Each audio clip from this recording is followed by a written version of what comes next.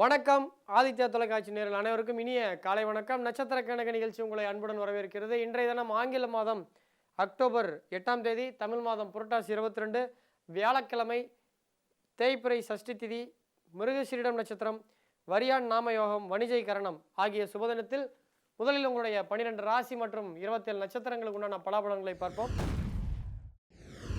இன்றைய தினம் மேசராசி பொறுத்த வரைக்கும் குடும்பத்தில் சின்ன சின்ன குழப்பங்கள் ஏற்படும். அதை நீங்கள் ஜாக்கிரதையாக கையாள வேண்டும். அஸ்வினியில் பிறந்தவர்களுக்கு இன்றைய தினம் எதிர்பாராத நல்ல தகவல்கள் வந்து சேரும். பரணி நட்சத்திரத்தில் பிறந்தவர்களுக்கு குடும்பத்தில் சின்ன சின்ன குழப்பங்கள் ஏற்படும். அந்த குழப்பத்தை தவிர்க்க வேண்டும். கிருத்திகை நட்சத்திரத்தில் பிறந்தவர்களுக்கு பணவரவு அதிகரிக்க வாய்ப்புகள் என்று ஒன்று. ரிஷபராசி பொறுத்தவரை இன்றைய தினம் உங்களுக்கு தேவையற்ற ஒரு ஆசிலேஷன் மைண்டாகவே இருப்பீங்க. ஒரு வேளை ஒரு தடவை செய்யாமல் 2 தடவை 3 தடவை செய்கிற மாதிரி வரும். கொஞ்சம் பக்குவமாக ஒரு ப்ரீப்ளான்டாக ஒரு ஹிண்ட் எடுத்துகிட்டு போய் எல்லாம் பண்ணுங்கள். ரோஹிணியில் பிறந்தவர்களுக்கு மனதில் குழப்பம் அதிகரிக்கும். மிருகசீரிடத்தில் பிறந்தவர்களுக்கு இன்றைய தினம் உங்களுக்கு செலவுகள் அதிகரிக்க வாய்ப்புகள் உண்டு. மிதுன ராசியை பொறுத்தவரை இன்றைய தினம் உங்களுடைய மைண்ட் சேஞ்ச் ஆகும்.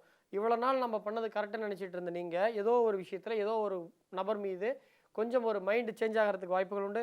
புனர்பூசத்தில் பிறந்தவர்களுக்கு வீண் அலைச்சல் என்று தவிர்க்க வேண்டும். கடகராசியை பொறுத்தவரை இன்றைய தினம் உங்கள் அனைத்து செயல்களும் வித்தியாசமாகவும் புது முயற்சியுடன் வித்தியாசமாக செயல்படும். ஆயில்யம் நட்சத்திரத்தில் பிறந்தவர்களுக்கு தொழில் உத்தியோகத்தில் கவனம் தேவை. பூசம் நட்சத்திரத்தில் பிறந்தவர்களுக்கு ஏற்கனவே சொன்னது போல வித்தியாசமான முறையில் ஒரு செயலை வெற்றிகரமாக செய்வீர்கள். சிம்மராசியை பொறுத்தவரை இன்றைய தினம் அனைத்து தடைகளையும் மீறி காரியங்கள் வெற்றி உண்டாகும். பூரம் நட்சத்திரத்தில் பிறந்தவர்களுக்கு தடைகள் தாமதங்கள் உண்டாகும். மகத்தில் பிறந்தவர்களுக்கு இன்றைய தினம் முக்கியமான நிகழ்ச்சி முக்கியமான நபர்களால் முடிவடையும். உத்திரத்தில் பிறந்தவர்களுக்கு உத்தியோக உயர்வு என்று உங்களுக்கு கிடைக்கும். நல்லதொரு வாய்ப்புகள் உண்டாகும். கன்னியாராசியை பொறுத்தவரை இன்றைய தினம் உங்களுக்கு ஒரு டென்ஷனாகவே இருப்பீங்க. ஸோ இன்றைய தினம் ஒரு ஆசிலேஷன் மைண்ட் செட்டப் இருக்கும். அஸ்தம் நட்சத்திரத்தில் பிறந்தவர்களுக்கு மனநிலையில் சின்ன சின்ன தடுமாற்றங்கள் ஏற்படும். சித்திரையில் பிறந்தவர்களுக்கு அப்பாவுக்காகவோ அம்மாவுக்காகவோ சின்ன சின்ன செலவுகள்லாம் பண்ண வேண்டி வரும். துலாம் ராசினரை பொறுத்த வரைக்கும் இன்னும் நல்ல யோகங்கள் ஏற்படும். சுவாதி நட்சத்திரத்தில் பிறந்தவர்களுக்கு திடீர் பண உதரவு அல்லது கொடுத்த பணம் திரும்ப வருவது அல்லது நீண்ட நாட்களாக எதிர்பார்த்திருந்த ஒரு பொருள் திரும்ப உங்கள் கைக்கு வருவது போன்ற செயல்கள் ஏற்படும். விசாகத்தில் பிறந்தவர்களுக்கு வாகன போக்குவரத்தில் கவனமாக இருக்க வேண்டும். சின்ன சின்ன உராய்ப்பு அல்லது ஏதாவது போகும்போது டென்ஷன் இது போன்ற ஃபைன்லாம் கட்டுற மாதிரி வரும். ஸோ இந்த ஆவணங்கள்லாம் சரியாக எடுத்துகிட்டு போங்க.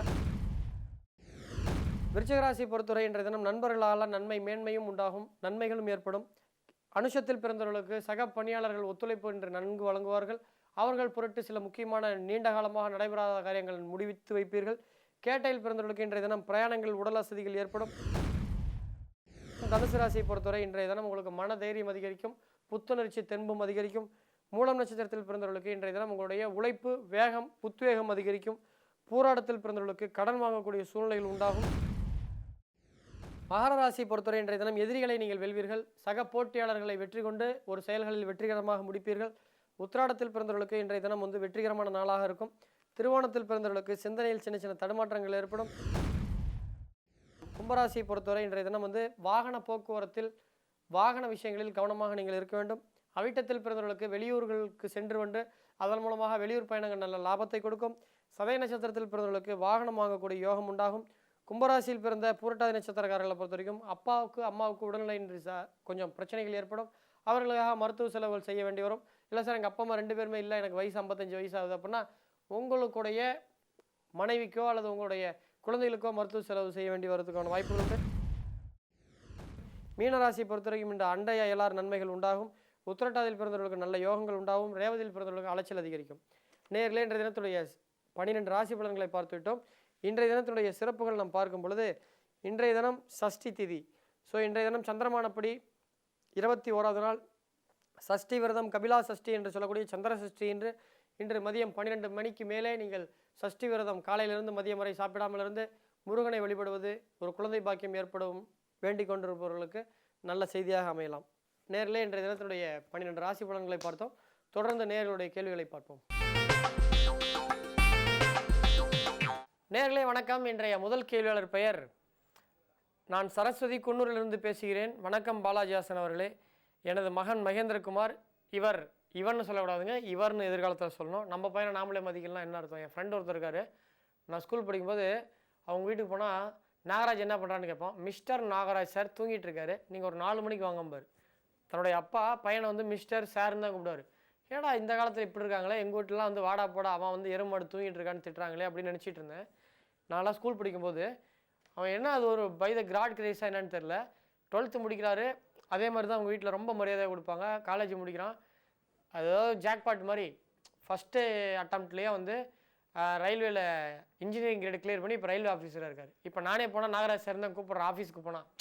ஸோ அப்படி நம்ம வீட்டில் கூப்பிட தான் வரும். ஸோ இனிமேல் நீங்கள் வந்து இவரை பற்றி நீங்கள் பேசும்போது இவர்னு சொல்லுங்கள், இவர்னு சொல்லாதீங்க. ஸோ இவர் பிறந்த நேரம் அதிகாலை 2:30 22 நவம்பர் 1997 நீலகிரி.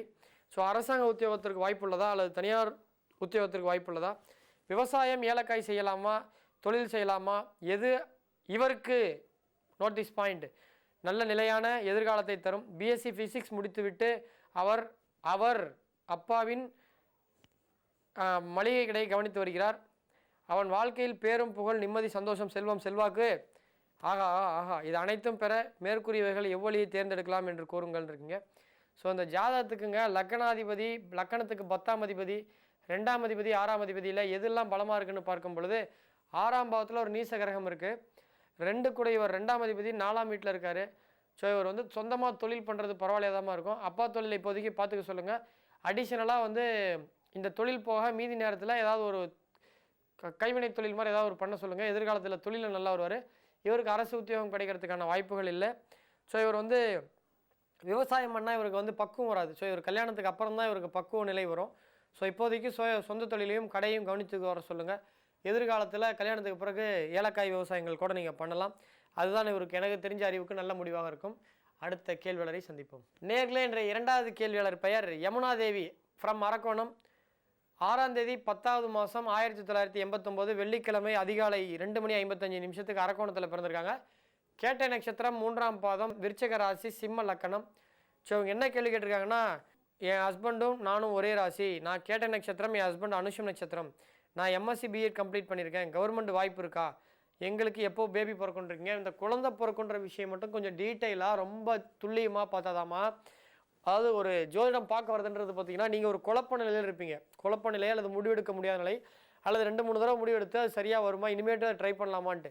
ஸோ இப்போ ஒரு குழந்தைன்னா என்ன பண்ணுவாங்க, அடுத்து ஐவிஎஃப் ட்ரை பண்ணலாமா, ஐவிஎஃப் ட்ரை பண்ணலாமா, அல்லது இக்ஸின்ற முறையில் ட்ரை பண்ணலாமா, அல்லது டேப்லெட் மூலிமா குழந்தைக்கு முயற்சி பண்ணலாமா, அல்லது அதிகபட்சமாக பிளட் டோனர் ஆண்கள் மூலிமா எக் டோனர் வாங்கலாமா, அல்லது பெண்களுக்கு வாடகை தாய் மூலிமா முட்டையை உற்பத்தி பண்ணலாமா, அல்லது டெஸ்ட் டியூப் பேபி போகலாமா, இந்த 8 ஆப்ஷன் இருக்குது. இது எதுவுமே கூட செட் ஆகலன்னா அடுத்து தத்துக்கு எடுக்கலாமா அப்படின்ற அளவுக்கு இருக்குது. ஸோ இது 2 நிமிஷம் ப்ரோக்ராமில் சொல்கிறது ரொம்ப கஷ்டமாக, அதை ரொம்ப நீங்கள் புரிஞ்சுவாங்க. 2 பேரோட ஜாதத்தையும் ரொம்ப டீட்டெயிலாக அனலிசிஸ் பண்ணோம். ஸோ உங்களுக்கு அரசு வேலை கிடைக்கிறதுக்கு வாய்ப்பு இருக்கான்றீங்க, கிடைக்கல. பட் ஆனால் உங்கள் ஜாதகப்படி 5ஆம் பாவத்தில் சனி பகவான் பலவீனமாக இருக்கார். ஸோ உங்களுக்கு அந்த கருமுட்டைன்னு சொல்லக்கூடிய கருமுட்டை வளர்ச்சியும் சினைப்பைகளில் முட்டைகள் கோர்வையாக இருக்கும். நீங்கள் கொஞ்சம் குண்டாக இருக்கிறதுக்கான வாய்ப்புகள் இருக்குது, பெல்லி இருக்க வாய்ப்புகள் இருக்குது. ஸோ ஏன்னா 5ஆம் பாவத்தை குறிக்கிறது வயிறு சம்மந்தப்பட்ட பகுதி, அங்கே குருவோடைய பார்வை பரிபூர்ணமாக 7ஆம் இடத்தை பார்க்கறதுனால ஸோ உங்களுக்கு வயிறு கொஞ்சம் உடல் கொஞ்சம் அதிகமாக இருக்கிறதுக்கான வாய்ப்புகள் காட்டுது. ஸோ வந்து அதை நீங்கள் பார்த்துக்கோங்க. ஸோ அதை கொஞ்சம் டீட்டெயிலாக செக் பண்ணுங்கள். வீட்டு பக்கத்தில் இருக்க மெடிக்கல் அஸ்ட்ராலஜரை கான்டாக்ட் பண்ணுங்கள். நேர்களே, இன்றைய 2 கேள்விகளாக இருக்க பதில் சொல்லிவிட்டோம்.